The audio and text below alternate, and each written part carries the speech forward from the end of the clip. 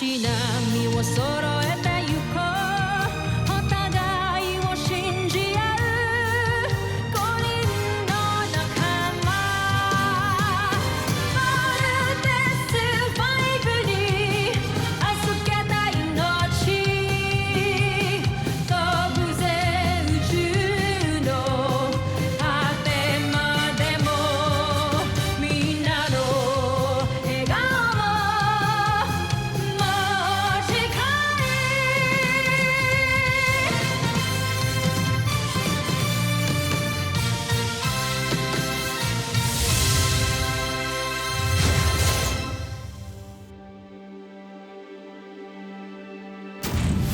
Ang nakaraan sa Voltas 5 Legacy. Ang pagiging marupok sa pagmamahal, ang pinakamalaking kahinaan ng tao. At balang araw, ito rin ang magpapabagsak sa kanila. Dr. Smith, sino ho yan? Kalaban na naman ho ba? Hindi ako kalaban. Ako ito, si Ned Armstrong. Gaano ba tayo kasigurado na si Dr. Ned Armstrong talaga yan? Akala namin wala ka na. Akala namin hindi ka na makakabalik eh. May nakita kaming sasakyang paghimpapawid na dumating, pumasok sa kampo ng mga kalaban. At sigurado ako, mag-aari yan ang Mossad. Sino ang sakay ng sasakyang panghimpapawid na yan? Isa siyang kapanalo na malaki ang may tutulong sa Sana siya na talaga si Papa. My thoughts exactly. Hindi niyo nararamdaman ko. Niyakap niyo si Papa kanina, tapos ngayon, duda kayo? Ibad niyo naman. Marupok ang puso ng mga tao. Mabilis sila magtiwala at magmahal. May sobra din silang pagpapahalaga sa kanilang pamilya, lalo na sa kanilang mga magulang. Nagagamitin natin para madaig ang mga piloto ng Voltas. Ned, this is just camp protocol. To make sure lang ikaw si Ikaw talaga si Ned. Siguro, Richard, mas mabuti pa ipaayos mo na muna yan. Pero sa ngayon, gusto ko muna sana makasama yung mga anak ko. Hindi siya lalabas dito hanggang hindi siya clear. Paranoid lang si Richard, kaya pinag-iigpitan niya ako. Pero may karapatan akong makita yung robot na ginawa ko, kaya papasukin niyo na ako! Sorry, sir. We have to escort you out. Sumunod sa rules, di ba? Hindi ho kayo ganyan. Sobrang saya talaga ni Little John simula po nung dumating kayo dito. Napakagandang birthday gift po sa kanya nun. Kailan nga ulit yung birthday ni Little John? Paano ko ba naman makakalimutan yun? Well, I hope may pinrovide ang camp na damit para sa akin dahil kailangan ko na talaga magpalit. Kung siya talaga si Papa, masasagot niya. Kung kailan ang birthday ni Little John, o birthday mo, birthday ko. I'm sure hindi mo makakalimutan yon, Papa.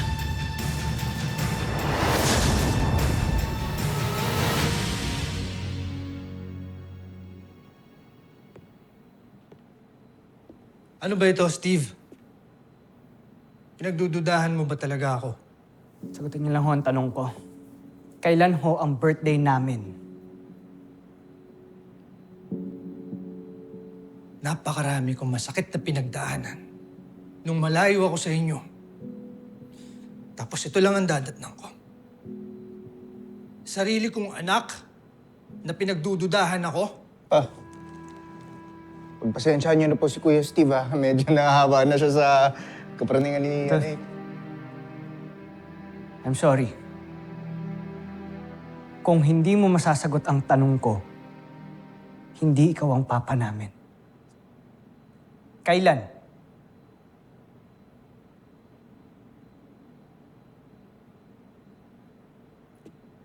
Security! September 10, 2012.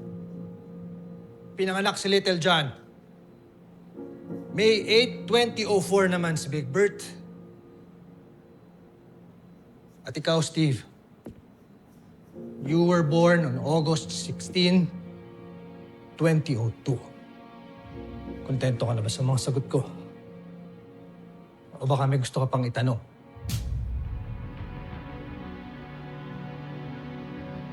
Sabi ko sa'yo, si Papa to eh.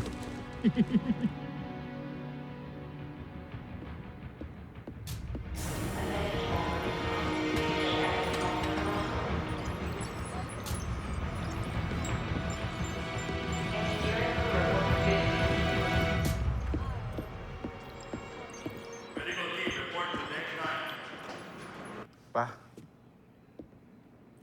pasensya na po kayo kay Kuya Steve, ha? Pinagdududahan niya po kayo, pero wag po kayo mag-alala. Ako na pong bahala, kakausapin ko po siya. Tsaka magpahinga na po kayo. See you later.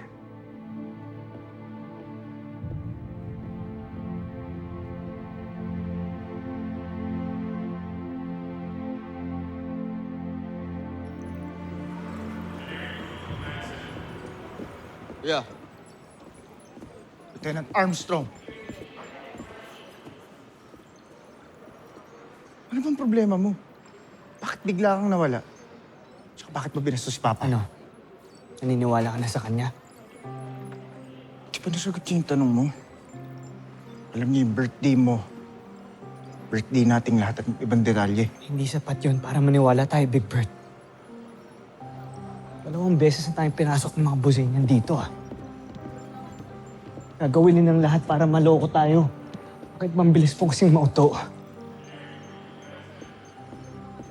Pero ano pa bang kailangan niyang gawin para patunayan sa atin yung totoo? Pag tinitignan ko siya si Papa. Ramdam naming dalawa ni Little John, pero ikaw, ang tigas mo. Palibas, simula na namatay si Mama, you never allowed yourself to love again. Oo. Para kay Jamie, ngayon kay Papa. Bato ka na.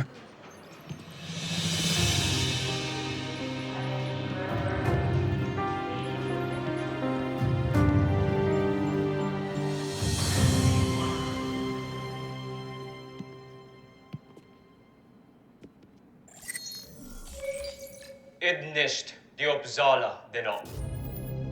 Pinaghihinalaan ako ng mga tao dito, Joffrey. Kaya't hindi ko napasok ang kinaroroonan ng Voltes 5 robot. Inaasahan ko yan. Kaya gawin mo ang lahat para mawala ang pagdududa nila sa'yo. At kapag nagkaroon ka ng magandang pagkakataon, isagawa mo ang aking nais. Pasabugin mo ang Voltes 5 kasama ang 5 piloto nito. Wasakin at patayin mo sila nang wala nang hahadlang sa ating pananakop sa planetang Terra Erto.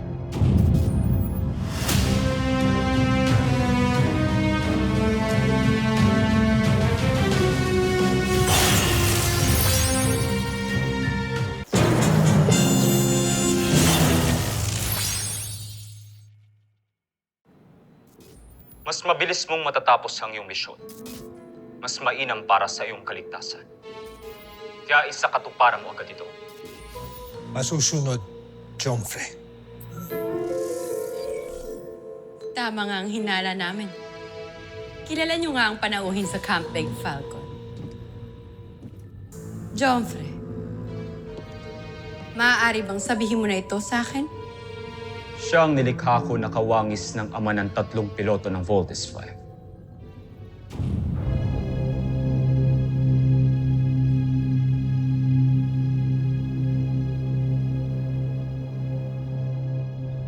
Alam kong si Dr. Ned Armstrong ang magiging susi natin para makapasok muli sa Camp Big Falcon.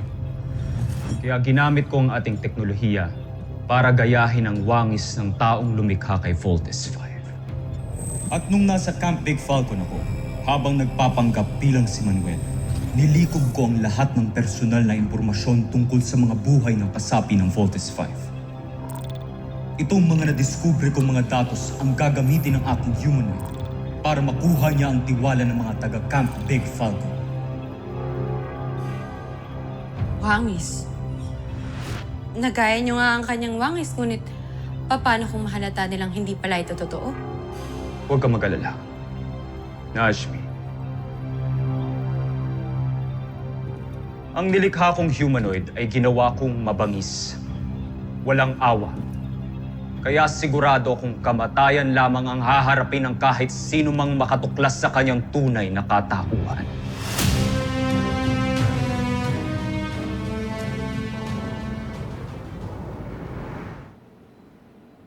Oh, huwag ka munang didilat, ha?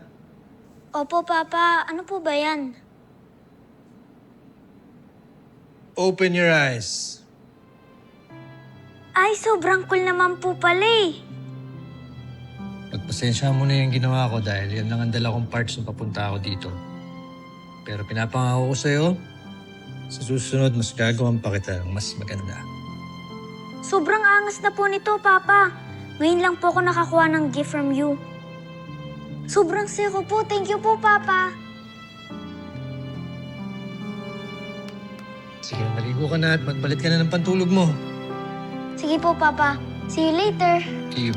Papakita ko to kay Octo 1.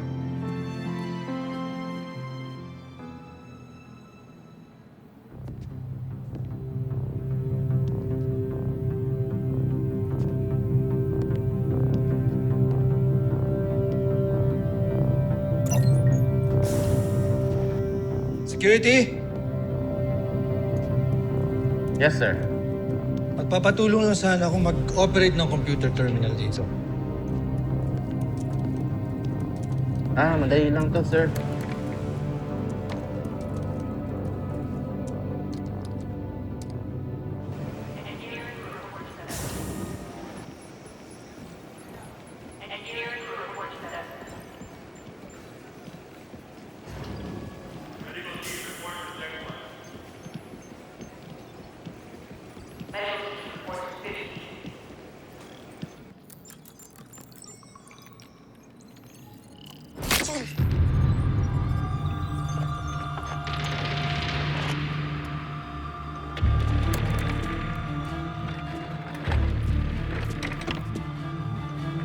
Pasensya ka na. Istorbo ka lang sa akin.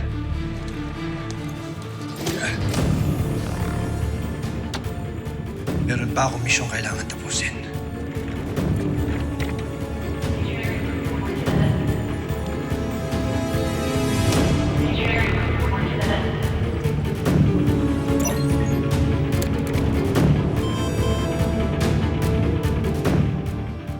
Doc, nag-malfunction po yung main software ng scanner natin kaya hindi gumana.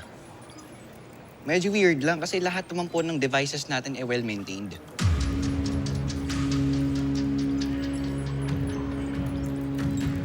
I know. Tataka rin ako eh. Huwag kang pagod dyan. I need asset. Copy po.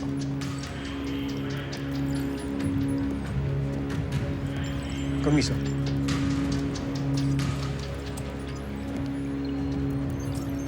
Inform the security team. Tonight, they have to be very vigilant. Ayoko maisalo ulit tayo ng makalaban. Yes, Doc.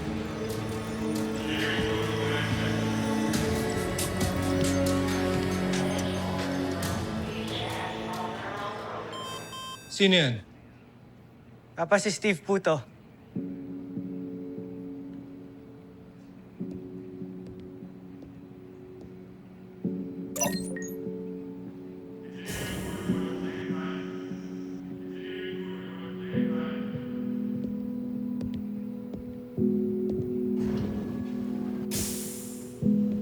Pa, di ko hata nakita yung security niyo sa labas. Nagpaalam at magbe-break lang daw siya.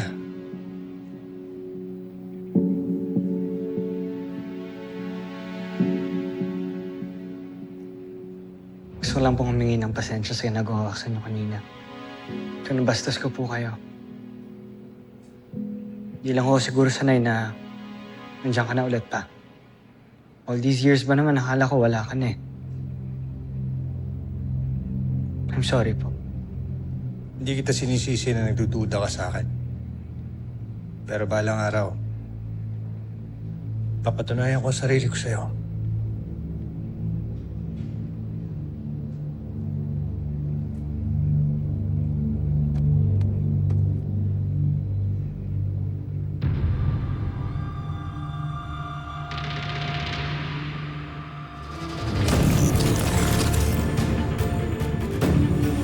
Permission to enter?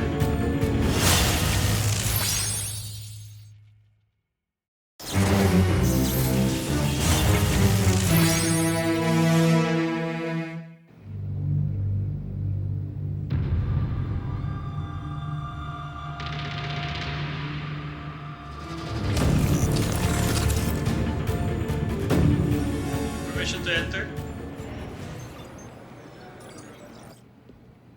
I get it pa.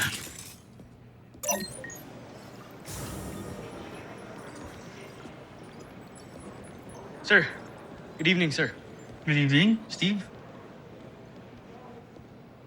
Ned, totoo nga sinasabi ng anak ko. Buhay ka nga.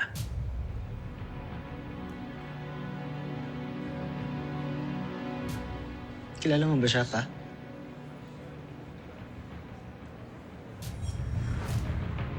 Ako po si Jamie, yung anak po ni General Oscar Robinson po. Jamie. Sina Kuya po, saka po si Ate Jamie at si Kuya Mark, ang napiling pilots ng Voltes Robot.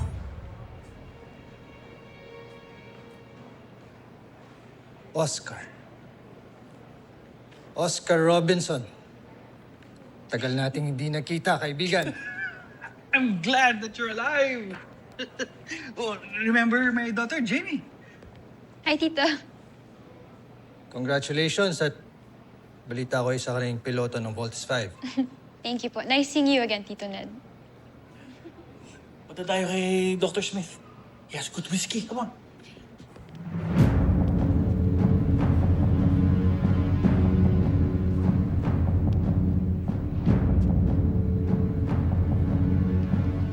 Bakit ganyan yung tingin mo? Di ka pa rin ba naniniwala na papa mo siya?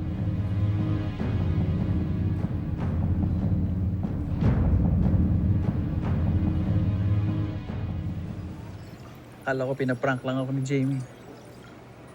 Kamusta ka na, Ned? Kamusta ang mission mo sa Buzan? Bozan?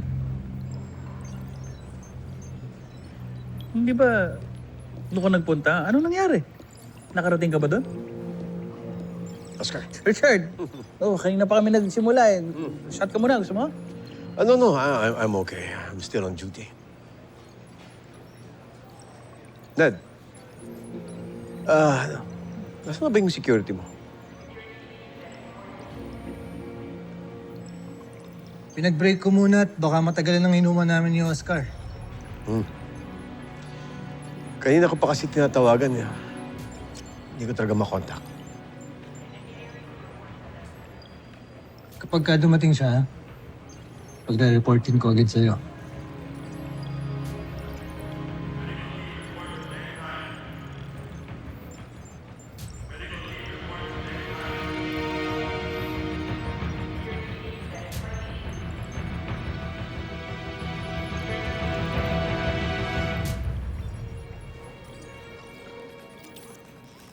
Grabe, ang ganda naman nito. Si Papa talaga yung may bigay sa'yo nito? Oo, kuya. Man talaga ako sa kanya, ano? Magaling din siya gumawa at mag-invent. Yep. Like father, like son. Open. Oh, hello, Kuya Steve. Boys. I still want you guys to be careful kay Papa, okay?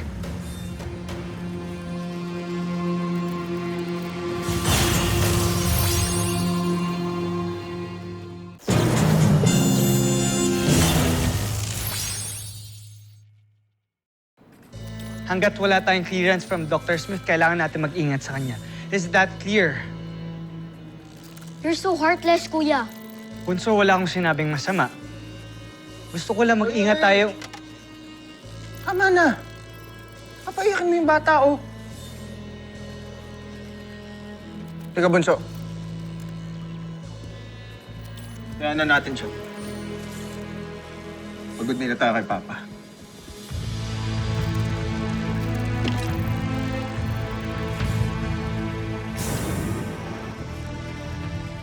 It's all right, Kuya Steve. Lil John's still a baby. Just like Octo One. Kung meron lang akong magagawa para malaman ko yung totoo about kay Papa, gagawin ko eh. Gusto ko lang matanggal yung duda ko sa kanya. Octo One can help you, Kuya Steve. Ano bang may tutulong mo? Oh, Octo One has sensors. I can analyze living and non-living organisms. Octo will observe Dr. Armstrong if you want. Isilbi ka rin pala eh, no? Hindi ko alam. Wow! Okay. Octo One, ganito gagawin mo. Gusto ko mag-sneak in ka sa kwarto ni Papa. Right. Ibabalita mo agad sa akin kung meron kang makitang unusual. Roger? Roger. Octo One is the 6th member of the Voltus team. It is my duty to protect everybody. Good. Go. Woohoo! Pahanap na kagad si Santos. Gusto ko ma-validate yung sinabi ni Dr. Ned Armstrong. Copy that. Let me know ASAP. Transmission. End. So pinagdududahan mo din siya? Nag-iingat lang. Ayokong maisahan na naman tayo dito sa camp. Ikaw, kamusta naman yung pag-uusap ninyo?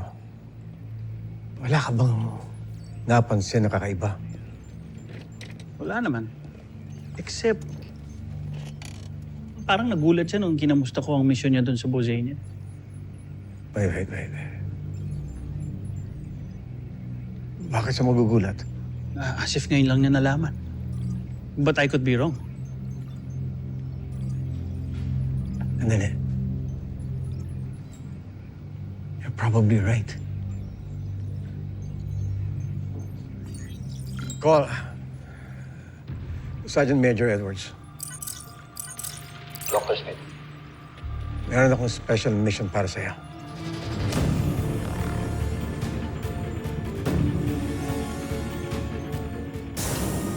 Hey, Steve! Ava, I heard bumalik na daw yung dad mo, ah. yeah.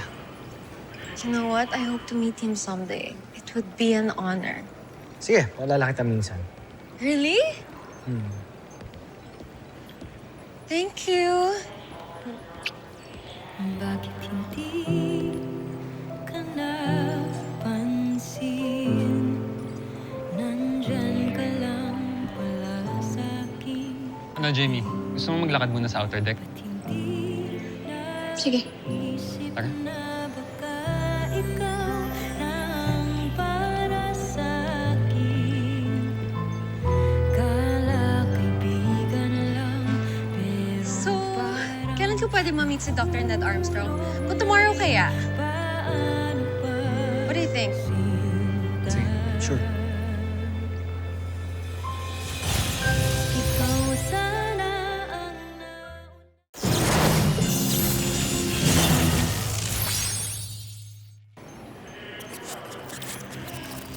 Scanning.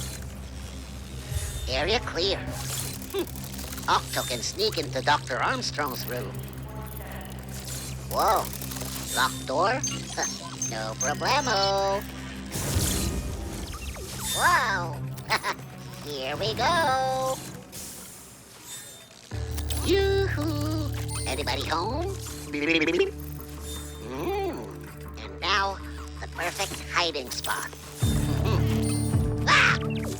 Oh, no. Kuya, are you okay?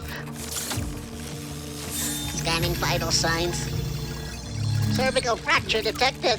Oh, no. Rest in peace, Kuya. Kuya Steve is right. Something's going on with Dr. Ned Armstrong. Oh, no. Alam ko nagdududa rin ho kayo kay Papa.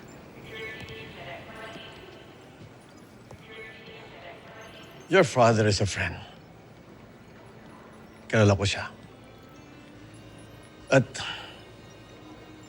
panatag ang loob ko pag magkasama kami.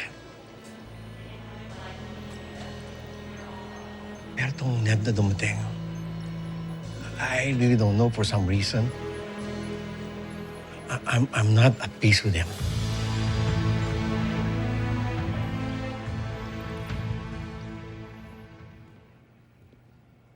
Whoa. He's back.